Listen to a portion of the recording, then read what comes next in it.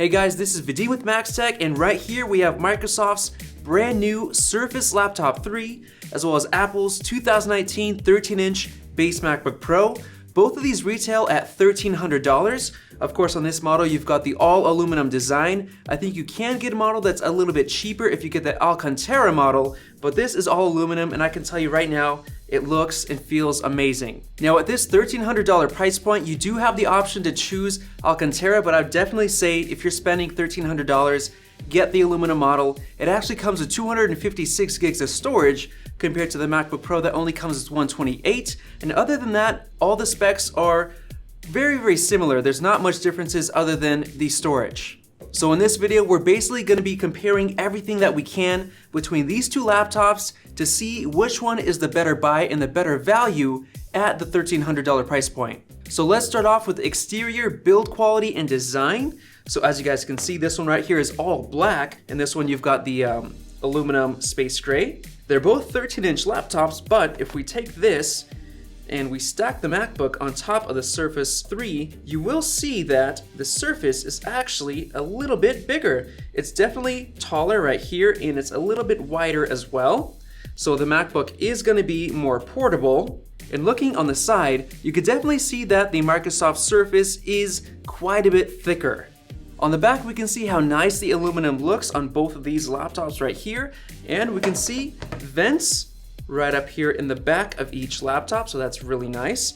And other than that, they're very solid. The build quality is super solid on both of these laptops. Now comparing the hinges, the MacBook has always been known for being really easy to open up with just one finger, just like that.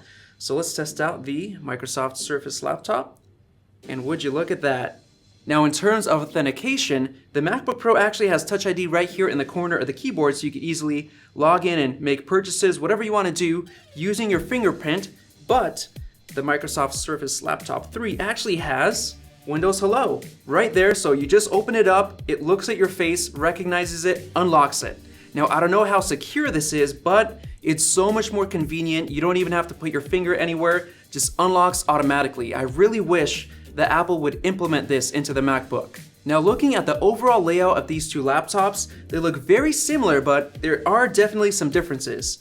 First of all, you can tell that you have speaker grills right here on the MacBook, and they're completely missing on the Surface. That's actually because the speakers are underneath the keyboard, so we're definitely gonna have to test out the speakers and see which ones are better in just a minute. And of course, you can see that the trackpad on the MacBook Pro is quite a bit larger than the one on the Surface, and this is actually not that small. A lot of other Windows laptops have smaller trackpads than this, so overall we're pretty happy with the size of this trackpad, but you definitely can't beat the size of the one on the MacBook Pro. As for the keyboard, I can tell that the Surface does have it recessed a little bit deeper into the laptop itself, whereas this just goes down a little bit, and we have like these rounded keys compared to this traditional squared off keys. And we can see that the MacBook Pro actually has the touch bar this year, which is really nice, but some don't like it because they'd prefer to have a physical escape key, but I actually don't mind it. It's not too bad. You've got all your options right here, and you can customize a lot of it on this little display right here. And one big difference you can instantly notice is the difference in the displays. Now the Surface is actually using a 3x2 display compared to a 16x10. So the Surface is going to have more vertical space, which is really nice for browsing the web and things like that. And 16x10 actually isn't bad on the MacBook. It's definitely much better than 16x9 on a lot of Windows laptops. So either way, we're really happy with the display aspect ratios on both of these. Now before we get into comparing the displays, let's compare the ports. So right here on the MacBook Pro, we get a headphone jack right there and two Thunderbolt 3 ports right here. So one of them could be for charging, and you could use both of these for connecting monitors, eGPUs, Thunderbolt 3 docks, all kinds of Thunderbolt 3 accessories. Now, on the Microsoft Surface Laptop 3, we actually have a MagSafe type connector right here for charging, so if anybody trips over it, it's just going to disconnect, it's not going to fall over, which is really nice. And right here we have a USB-A port, a USB-C port, and a headphone jack. Now this USB-C port actually does not support Thunderbolt 3. That's actually one of the biggest pitfalls of this laptop. Now that means you can't connect an eGPU, a monitor, a dock for more ports. You can't do any of that, so that's really disappointing on this laptop. It's actually surprising that a $1,300 laptop has Windows Hello facial recognition, but doesn't have Thunderbolt 3 at all. Now comparing the display quality, these both look really great, definitely enough resolution for a 13-inch laptop. The only downside with the Surface is that the display is very reflective, so I can definitely see a massive difference in reflectivity just waving my hand right here, so that could be a problem for some people. And now let's compare the maximum brightness on both of these laptops, and it looks like right here on Google's webpage, it seems like the Surface is actually just as bright or just slightly brighter than it is on the MacBook Pro, so that's actually really impressive. But in terms of color accuracy, the Surface supports 98% of sRGB colors, while the MacBook Pro does 100%, and it even goes above that, supporting all of the DCI-P3 colors, while the Surface only supports about 75% of DCI-P3. So that means if you want to do very serious photo editing, you definitely want to go with the MacBook Pro over the Surface. So with that out of the way, let's compare the keyboards and the trackpads. So as you guys know, we have the butterfly keyboard on the MacBook Pro, and a lot of people complain about the lack of key travel and it just feeling like it's very clicky, but just definitely not like the traditional feel of a keyboard. Whereas here on the Surface, you definitely get so much more key travel and you get like that traditional feel. Very clicky, feels very nice, and I'd say if you're used to a traditional keyboard like this, you're gonna love this laptop, whereas it takes quite a bit of time to get used to the MacBook Pro. I'm already used to it and I like it. I like how it's nice and clicky. I don't mind the low key travel, but anybody could get used to this keyboard right here on the Surface. Now Apple is known for their awesome trackpads. This is a force touch trackpad, which means you could actually click anywhere on the trackpad. There is no difference in clicking feel because it actually doesn't move. There's actually a motor that vibrates underneath it that simulates a click, so it's even everywhere, and you could actually do a double click. You could do a force click down for certain things like that, whereas this is more of a diving board keyboard where it's very stiff and sturdy at the top and it gets very easy to click towards the bottom.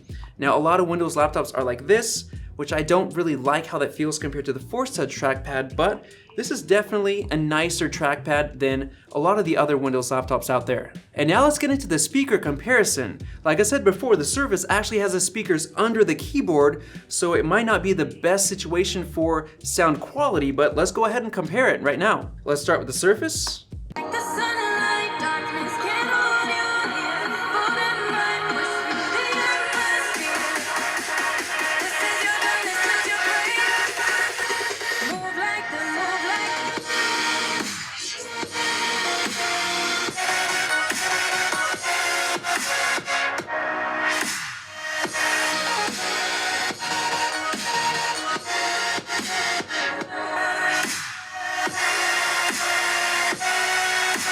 So that was very, very interesting. Usually Windows laptops do not sound as loud as MacBook Pros do, but right here you guys just witnessed it. It's actually just as loud or slightly louder. Now I did hear some differences. The vocals and the tones were very, very clear on the MacBook Pro, and it was very easy to distinguish the different instruments, whereas on the Surface, the mids were pretty loud and it was kind of muffled and all kind of blended together. There wasn't that much distinction and the vocals were harder to hear, but it was definitely loud, and I'd say these speakers are very, very impressive compared to a lot of other laptops out there like the XPS or different brands like that, premium brands, so I'm actually really impressed with the speakers on the Surface. And now let's get into the performance comparison, starting out with Geekbench 5. Alright, so we're gonna go ahead and run the CPU benchmark on both of these machines. So the results are in, and the Surface is actually really impressive. We've got a higher single and multi-core score than on the MacBook Pro. And that's because the Surface actually has a 10th gen Ice Lake CPU, which is the latest and greatest technology from Intel compared to, I believe it is 8th gen still on the base model. Either way, we were actually really impressed with the 2019 MacBook Pro's jump in performance from the 2017 base model, so it's actually really impressive on the Surface. Now getting into Geekbench 5's graphics test, both of these have Intel's Iris Plus graphics, so let's go ahead and run that test. So here are the graphics results, and it's actually really surprising that the Surface got around 38% faster graphics score than on the MacBook Pro, so that's really impressive. So the performance you're getting here on the Surface is quite a bit better than on the MacBook Pro. And finally, to finish off performance, I want to test the disk speed test, so I got AJA right here, so let's test it on both of these right here.